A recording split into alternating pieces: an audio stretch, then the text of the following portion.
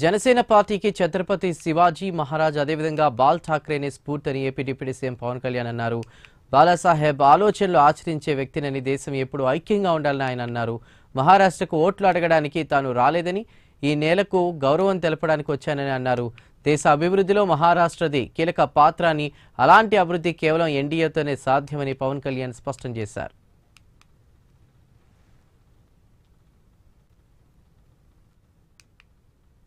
मैं बार बार यही बात दोहरा रहा हूं कि मैं यहां सिर्फ वोट मांगने नहीं आया, मैं सभी का साथ मांगने आया हूं महाराष्ट्र के विकास के लिए.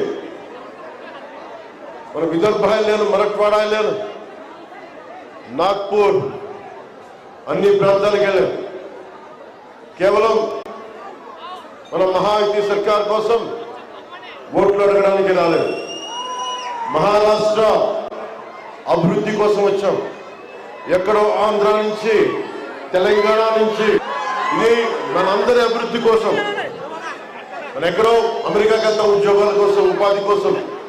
అలాంటిది మన మహారాష్ట్రలో కూడా అభివృద్ధి కావాలి అంటే మీ అందరూ ఇక్కడ ఐటీ ఇండస్ట్రీ ఉంది, ఐటీ పరిశ్రమలు ఉన్నాయి, మీరందరూ ఉద్యోగాలు ఉపాధి కోసం వచ్చారు, చదువుల కోసం వచ్చారు.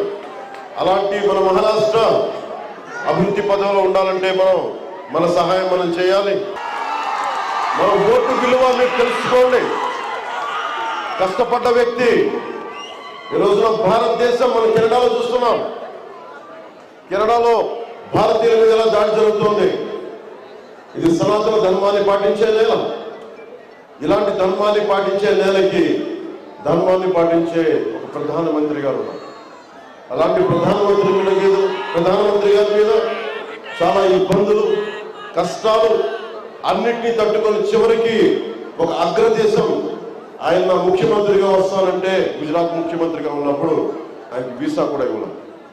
కానీ అన్ని తట్టుకొని, అవమానాలను తట్టుకొని, అన్ని తట్టుకొని నిలబడి ఈ రోజుకి ఆయన తిట్లు తింటా మూడవసారి ప్రధానమంత్రిగా అయి 10వ స్థాయి నుంచి వచ్చిన 10వ స్థానం, ఆర్థికంగా 10వ స్థానంలో ఉన్న భారతదేశాన్ని 5వ స్థానం నుంచి తీసుకొచ్చి 5వ స్థానానికి తీసుకొచ్చి ఈ రోజున 3వ స్థానంలో పెట్టబోతా ఉన్నాం.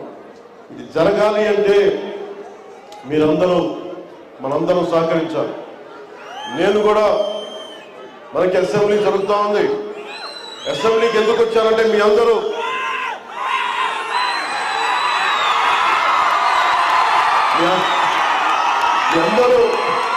మన మహాయుతి సర్కార్కి ఓటు వేయాలి. మన ఎమ్మెల్యే అభ్యర్థులందరినీ మీరు అఖండ మెజారిటీతో గెలిపించాలి. ఒక్క ఓటు కూడా బయటకు వెళ్ళకూడదు. మొత్తం మన మహాయుతి కూటమికి దక్కాలి. अपने पुणे के भाइयों, माताओं, बहनों और युवाओं से यह कहना आया हूं कि वो एक साथ एकजुट होकर सनातन भारत के सपने को साकार करें.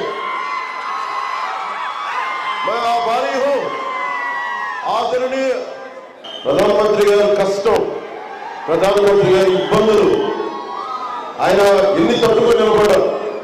ఆయన తిట్టని వాళ్ళు లేరు. ఆయన టీ అమ్ముకునేవాడు, ఒక ఛాయ్ వాళ్ళ ప్రధానమంత్రి ఎలా అవుతాడు, వచ్చి ఇక్కడ అమ్ముకో మేము కొట్టు పెడతామని అంత అవహేళనతో మాట్లాడారు. అలాంటి వ్యక్తి ఒక్కసారి కాదు, 2 సార్లు కాదు, 3 సార్లు ప్రధానమంత్రి. 3వసారి ఆయన ప్రధానమంత్రి కాకూడదని అందరూ అనుకుంటే నేను పట్టుబట్టి ఆంధ్రాలో తెలుగుదేశం, భారతీయ జనతా పార్టీ, మన జనసేన పక్క నుండి